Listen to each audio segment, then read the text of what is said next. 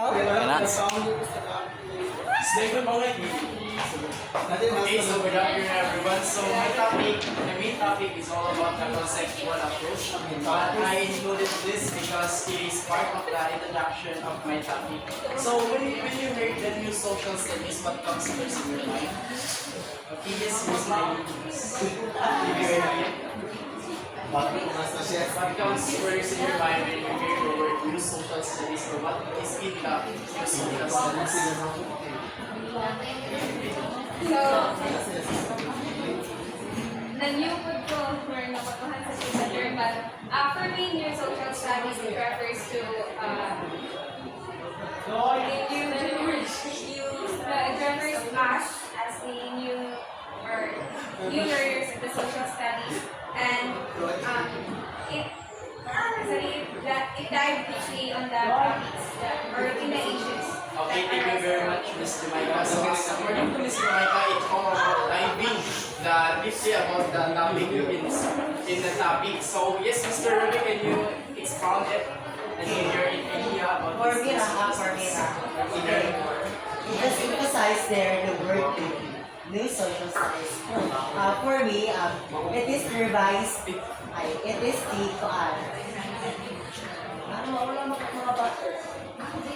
refers to the movement of social studies education that emerged in the mid-20th century. It means that it is not traditional. There are some aspects of the topic that is So, it's not traditional na. yeah, Okay, thank you very much. not traditional. All your video, pinili. So in addition, based on my own theory, from the new social studies, I think it talks about the new theory of the studies or the consequences, new strategies, and also a new studies that we implement today that very useful for everyone and yeah. Okay, thank you very much. According to Ms. Mama, it's all about the new theory. So, tanaw na to, check ba ng new theory? So, for your answer, I really appreciate it. So, when we say new social studies, so can you please say, everyone? New social studies is a modern approach to teaching social studies that emphasizes active learning, interdisciplinary connections, and relevance to students' lives. It prioritizes thinking and problem-solving skills over rote memorization of facts. Okay, thank you very much. So, when we say new social studies, it is a modern approach in teaching new social studies that emphasizes the active learning. So, what are the things that the teacher could what are the things or the methods that the teacher could use in order to have a active learning in the parameter of so in the active learning in the classroom rules. So what are his strategies, the methods that to create an active learning, and the second one is the interdisciplinary connections, in which how the teacher connects the different disciplines of new social studies. So can you give me some example of disciplines in social studies? Disciplines in social studies. Yes. Economics. Thank you. Another? Social science, Yes. So, yes. economics, Yes. Geography and location. anthropology, Yes.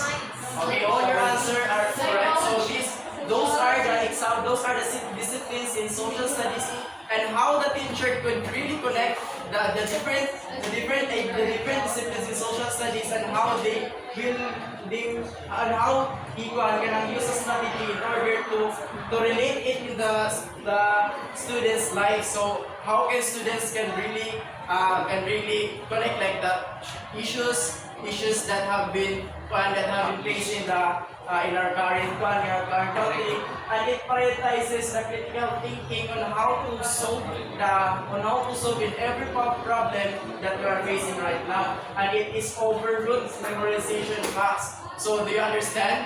Yes, teacher. Very well said.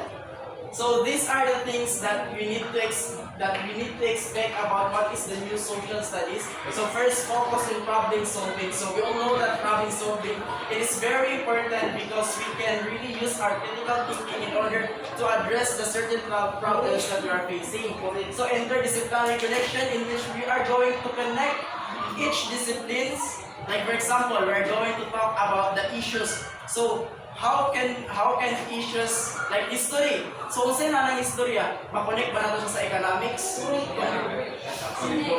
So the relevance in students' lives. So how can they use the learning not just from the classroom and to connect it in the real world scenario or real world situations? The active learning methods that the teacher can use during this discussion in order to make them active for the students to participate, and also the multicultural perspective, in which it is very important because accepting the different perspective of our students, it is important and good for us to know. Yes, very. So now we're expecting to learn these things at the end of the lesson. So worship objective. So now let's build dive. Let's dive with the innovations of new social studies. So what do you think what are the innovations of new social studies? Theories. Okay, yes, give your idea. I think one of the innovation of new social studies are theories. Okay, you have the point. Yes, everyone. Yes, Miss Wilmar, what are the things that innovates the new social studies? Well, the innovations of new social studies encompasses the various skills that we must embody as a student, Okay. such as critical thinking skills, problem-solving skills, and higher thinking orders. Okay, thank you very much. Another mga Yes, yes, in thank you. addition to which those what she said is very important because we can apply those strategies to be.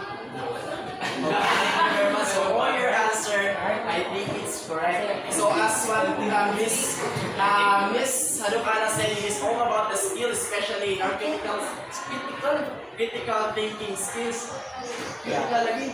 Critically. So first, let's know the active learning. So can you please read? Yes, Miss Ruby, can you give your insight about the active learning? Okay, active learning. Students are actively involved in the learning process through discussion, debates, simulations, projects, and entry-based learning. Okay, active learning. Okay, when you say active learning, it is not just about a two-way process communication of the students and the teachers. It's not all about the discussions, but it is all about the it is all about learning by doing. It is that we integrate different strategies for us, not only to the teachers but also to the students na they can learn in a different ways. So thank you, Mr. Rubik. So now according to according to Mr. Rubik, so it is all about learning by doing because we have this experience we can learn not just our mind but also through participating it, through experiencing it, we can learn. So in active learning, it is the methods that the teacher use during the classroom. The students are actively involved in learning process through discussion. So what is the difference between discussion and lectures, Miss Mamay? A lecture.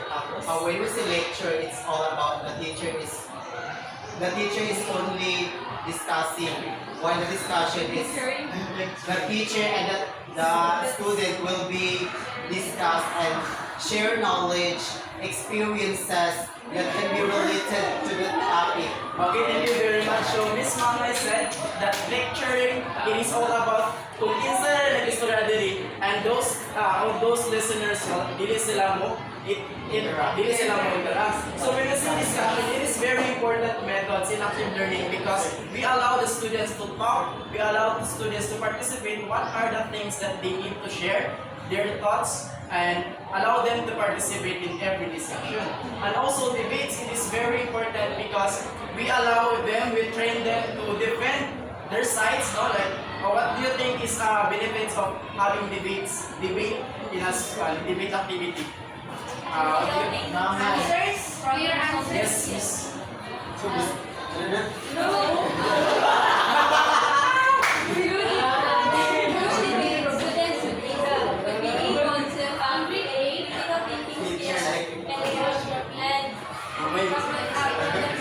Okay, thank you very much. So, problem solving skills. So, you have this side. So, you're going to defend it by using your using your critical thinking and also simulations, learning by doing, like what Mr. Rubik said, and projects. So, it is very important this project because we are not just giving tasks to the students, but we are training them to become responsible, not just in this classroom, but also kung manaan sa gawas. So kung manarbaho na sila in the future, but Advertise. so like in the future, so manarbaho na sila, like manarbaho na sila sa company. So matrain na nila nakagalingan na, okay, ako ni mo manual kay it's part of my plan. Na train ako, so ganito lang nila. So it is very important to give the task to the students for them to be responsible and accountable in every aspect of the class activity. Community-based learning.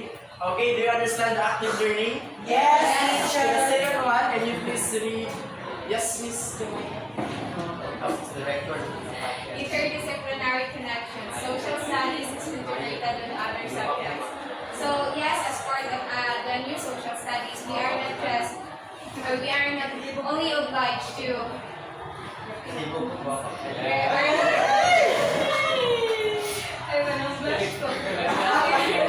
only obliged to integrate ourselves with only one discipline, but with different perspectives or different disciplines.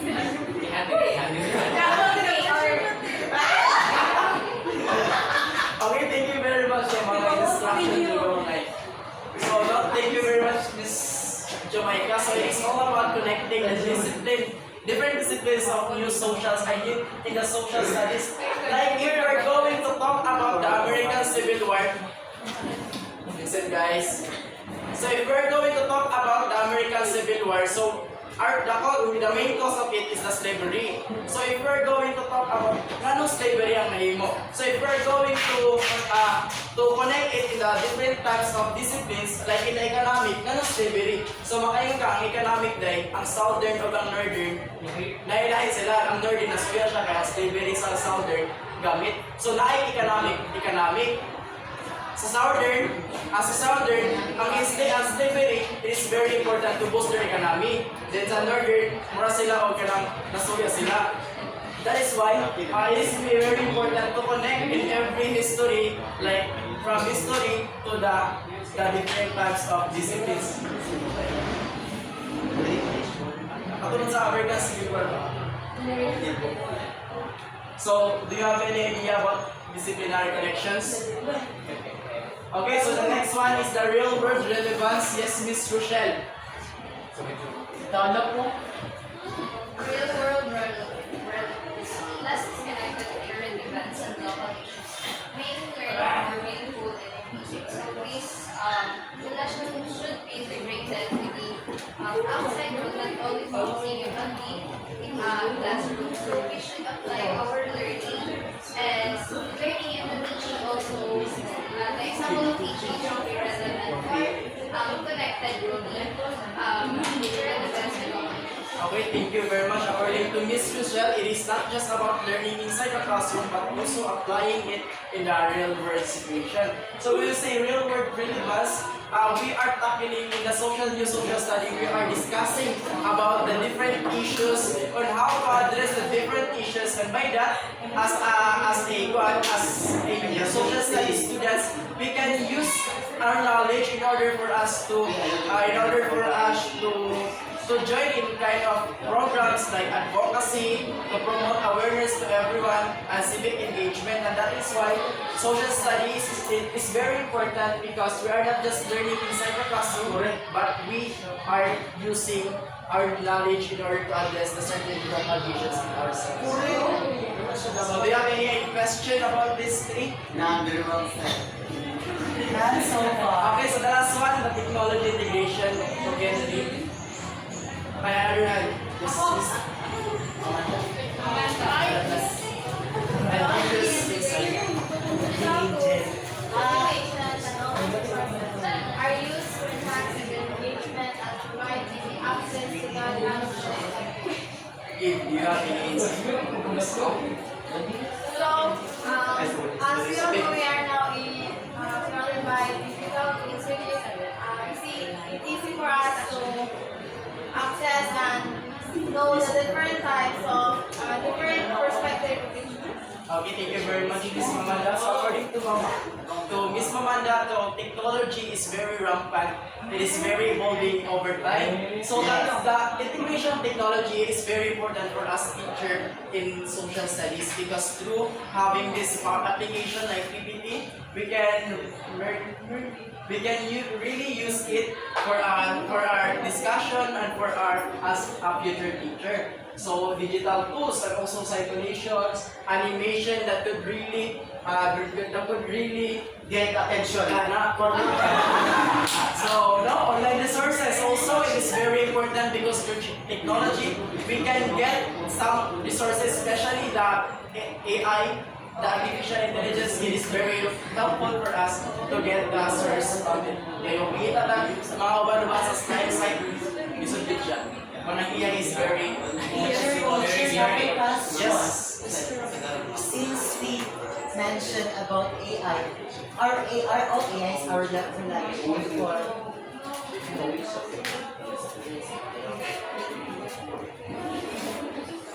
Masa yung question mo? reliable ba lang? No, in some aspect, but I think AI can provide knowledge yung mga sources. Pero you should be responsible. In using AI, you should be responsible yun. Because AI is made by a human. So ang human give right, dili ang AI. Yes. So you are dili na kay kakira rin mo tanan. So do you have any idea about the innovation? Do you have any questions about the innovation in your social studies? None so far, teacher. Thank you very much. So for the content of new social studies, what is your expectation about this third? No. Okay, so my expectation about social studies. Okay, it's all about the strategies, also the applications that nagitaw mas applicable, mas suitable sa mga bagong mga generation about social studies because ang mga tinutuan mo sa una either applicable pa siya karon or dili na, so na-i dynamic or na-i changes yun ang content sa social studies. Okay, thank you very much, Mr. Matt. Okay, thank you very much, Mr. Matt. So according to Mr. Matt, so before we have this traditional upload, this traditional studies, and we're going to discuss it later. So, but now there are many changes that brought by this industrialization and brought by this technology. That's why we have this new social studies and we have this new curriculum. Okay, so first, multicultural perspective. Can you please read Miss Tala and give your insight? Miss Universe ba yan eh? Miss Universe. Multicultural perspectives. New social studies incorporates diversity, points of view, promoting understanding and ideas. Okay, give your insight. Last, Mr. Chair, sa bilog. Multi-set perspectives from other disciplines of view social studies. Okay, so thank you very much. According to Ms. Talab, so we all know that our students are diverse and their perspective, their answer is very napod sila ikalain-lain, pero we should accept it, but accept it because they should accept it because it is their answer, and we need to respect, to validate it and really para ma-motivate po sila. Tapos nag-i-feedback, okay, thank you very much. So, in multicultural perspective, it is all about respecting the different perspective of our students, regardless their backgrounds, their background, social, economic. So, these are the students who are really participate sila, pero participate sila. So, the new social study incorporates the diverse viewpoints, like what I've said, they have these different viewpoints, and we should connect it in order for us to get the result or the things that we need to get. So that is fully promoting understanding and tolerance, okay? So for the next one, the problem solving focus. Yes, Miss Laika? Can you please read the problem solving focus? Give your insight about this.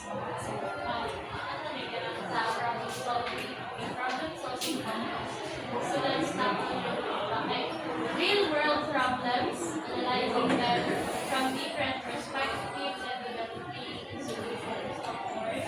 The best example for this is research. Because in research we can solve a problem, and if for example, ang research is it's all about the threat under the language of Subalit, we can solve that research kung saan ninyo para ma-preserve ang language sa Subalit. Maybe that's it. Okay, thank you very much, Miss Laika. So it is all about the problems. One of her example is the research, and it is very main example of social studies or in the problem solving focus, because we are getting to the problem and we need to get the result, and it is not easy to get the result because there are many processes in order for us to get the result, and the students will tackle the real world problems like the current issues, local issues, and by that we can use our critical thinking in order for us to address it and to have awareness to every people that have been victim of the issues, analyzing the different perspective, and by that different perspective we can really get an idea by having this different perspective and developing of solutions. So, like this example is research. Okay, do you have any questions about this too? Okay, for the last one, Miss Galia, can you please stand up and please last. Civic engagement, so students develop skills and knowledge concerning their active participation in the society, including so all know that civic engagement is very important to all of us, because as social studies students, we must engage to it so that our develop skills as that, for that we can we will use it for the future purposes. Okay, thank you very much, Miss Galea. So according to Miss Galea, it is all about being active. So it is not just about being active in school, but it is being active in the society or in the community that we live in. So students develop skills, especially the critical thinking skills and the knowledge necessary for active participation in democratic society. So this includes the problem solving skills on how to address like what I've said. So including the communication and problem solving skills. So we need to participate in every activity that could really solve the current problems that we are facing in the society. So do you have any idea? Do you have any questions about the contents in your social studies? None. So now we are going to focus now what is the conceptual approach. So it is very short, but yeah. So from traditional approach, can you please read Miss Harukana? Traditional approach often focuses on memorizing dates, names, and specific events, while traditional approach often is seen as a passive learning, wherein they are more focused on rote memorization and remember, stop. Okay, thank you very much. So for this conceptual approach, who can Ako. yes, Basta then mo. give your idea about this conceptual Basta. approach. So we're Okay. going to connect. Conceptual approach encourages students to explore the why behind historical events, social phenomena, and scientific concepts, connecting them to broader concepts and principles. No? Conceptual approach, it involves our critical thinking because our conceptual approach encourages students to dig deeper the situations. For the word itself, why? So, maggamit ilang tukion, pagkion ito, i-dig deeper ba? Unsa jay naariha nga nagutang. So, ito, di lang ito siya how di lang ito direct the point that but they will see the different sides. Thank you very much, Miss Philbright and Miss Ruben. So now we can see the difference between traditional and conceptual approach. So what is the difference between the traditional and conceptual approach, Miss Bigoy? So now what do you think is the difference between traditional and conceptual approach now? The difference between traditional approach and conceptual approach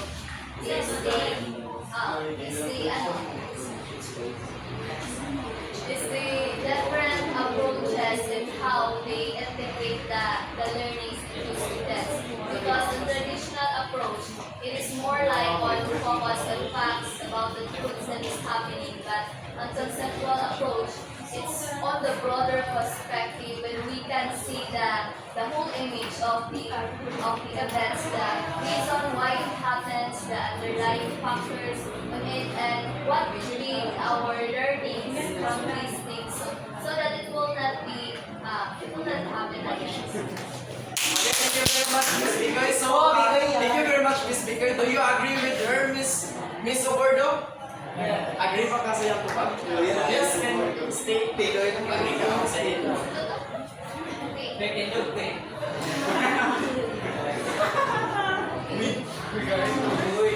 Yes, I agree with yes, because you know natin, traditional approach mostly the teacher will involve in memorizing topics, things, and specific events, while conceptual approach, the teacher will focus more to the physical thinking of the student, what is the root cause or the broad reason behind the historical events or social phenomena happening in the past that can be related to them.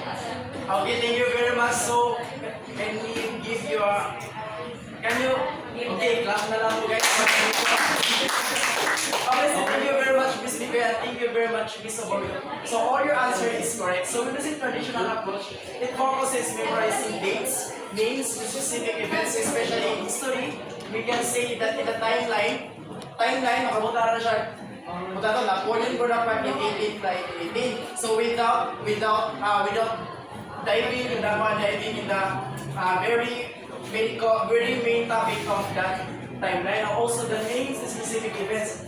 But in a conceptual approach, it is very important because it encourages students to explore why this timeline happened, or what is in this timeline, or what is the main cause or root cause of this issue that happened. So by that we cannot just allow the students to memorize, but we allow the students to dig deeper about what is in this man, what is in this dates, and what is in these events. So, dive kita. So, anong mahitabo ni siya? Anong naiwan siya effect? So, that's why it is very important having this conceptual approach. So, do you have any questions or naka-learn na po? Not so far, teacher. So, now, why conceptual approach? So in this conceptual approach, we are assumed that we can really get this, we can really learn this for things that deeper understandings, and it is one of the main concept. It is one of the main main concept of approach. Problem solving skill is very important. Meaningful learning and remember longer. Okay, conceptual approach. So when we say conceptual approach, it is a teaching method that emphasizes the big ideas. Like when I said, it is not just about small ideas, it is not just about kung unsa rin nakita. It is all about kung kayo itong nasa ilalong. The tips rather than focusing solely on isolated facts and events. So how these things work, how these things work is a process na yung nangayatabo ni siya on how to address this. But through using our critical thinking, we can dig deeper, we can expand our knowledge about these things. Okay. So the first identifying key concept, Ms. Rochelle, can you please share your ideas about these key concepts? Identifying key concepts. Teachers use essential concepts like power, justice, change, identity, and conflict in social studies of force, motion, energy, and matter and science. So, identifying the key understanding or the complex ideas about these evaluate. So, the teacher will be introduced not only the highlights but the essence of that samples like power, justice, and identity. Okay, thank you very much. So, according to Ms. Rochelle, it is not just about talking the highlights, but how these highlights make. So no, just like for example, the like power, the justice, what is the justice, kung sa'yo na justice is about Dora ba? So bigo pa lang na nato na siya, ang justice good, pang-login siya. The changes, like example, the changes, example, how the climate change happened. So before, ang atong weather, kaya atong weather kay matagnan na to, may seasonan pa siya, pero karon through anthropogenic activities, there are many changes that happen, there are many things that have been changed because of the human activity. The conflict in new social studies, the local issues, because the main focus in social studies is to become active citizens in our community. So the force, motion, emos, and math and science. So for the second one, can you please read math and read your insight? Okay, connected concept to content. Students analyze historical events, social issues, scientific experiments, and literary works through the lens of this key concept. So, in my own understanding, Sir Melvin, the concept of conceptual framework approach is that we emphasize or analyze historical events under the norms. So, noon yung level sa normal nga pagsabot nato. But yung lalong pag-utang pagsabot ng historical events, dili na mag siya about the significance. Magpapunta sa mga causes, also sa mga apekto ato karon and also social issues. We must also have a stance about what is really happening in our society, scientific experiment, and literary works through the lens of this key concept. In contrast, conclusion, so the conceptual framework is a broader and a deeper understanding of our society. Okay, thank you very much. So, do you agree with this answer? Yes, can you state why you agree that this answer? Yes. Stand up. That's your problem. Okay, correct. Ako lang sa corrected concepts to concepts. So students analyze historical events and scientific experiments and literary works through the lens of this concepts.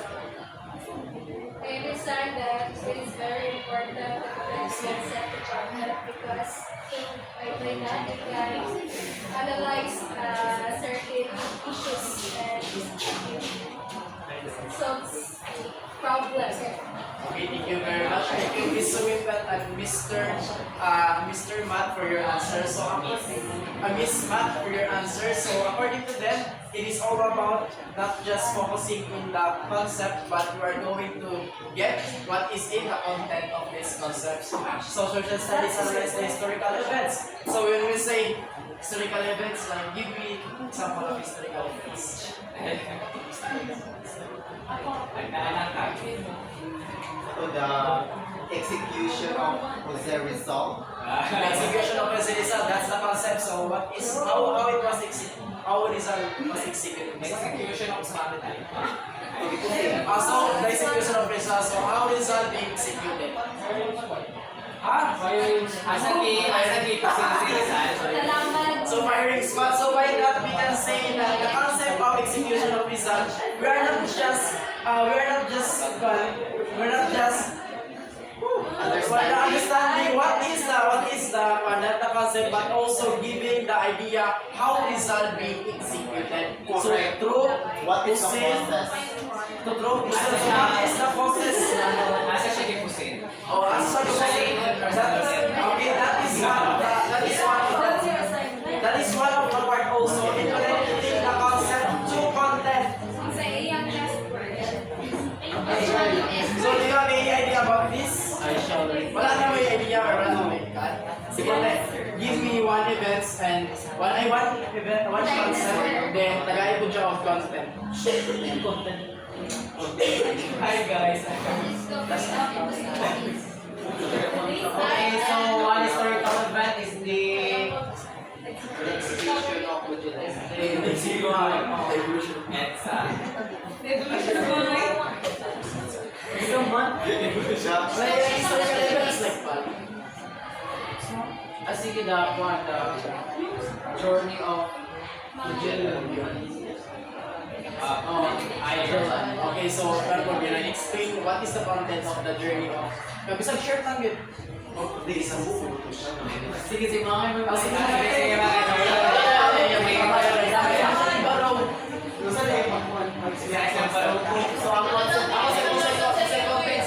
Ang concept is the concept is the journey of Magellan. So, sa may content sa concept ay sa So, the content of those events is Magellan is being killed by the troops of Lapu-Lapu.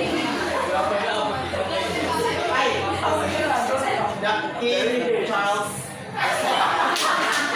Okay, thank you very much. So, Miss Rochelle, I know that you have an idea about what is the concept and what is the content of this concept. So, for the example of this, we have the historical events. One of these is the American Civil War. So, for the content, we're going to focus on the causes of American Civil War. The causes of these are the slavery, the states' rights, and the economic differences. After that, we're going to go deeper. What is the slave? What is the state rights? And what is the economic? Okay, thank you very much. All your answers are correct. So So that is the things that comes from the concept. We are going to connect it, connecting the concept to the content. So we are not just focusing on saan na siya, but we are going to dig deeper kung saan naanan niya. So the last one is developing critical thinking. Also, it is very important because it is all about studying what is the content. It is all about using our critical thinking on how to solve that. And the real world relevance by connecting the concept to current events. So we all know that mga current events like mga local mga issues, mga problems that we are suffering. So by that the key concepts like key concepts like kasi mga current social issues. Like botata curfew, na yung mga bata nga dugay mo tulog. Ay. Nasa gawas-gapon. Nagawas ka tambay. So like mga tao na yung suyok, siga suyok.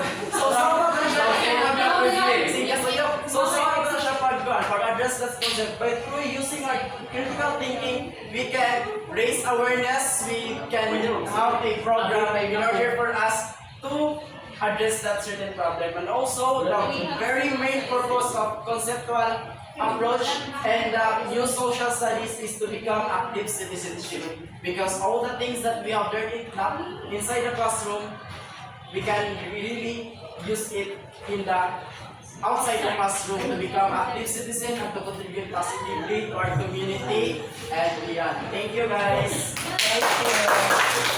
Any questions? Thank you.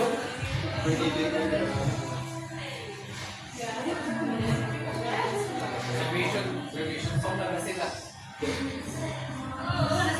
Okay, yun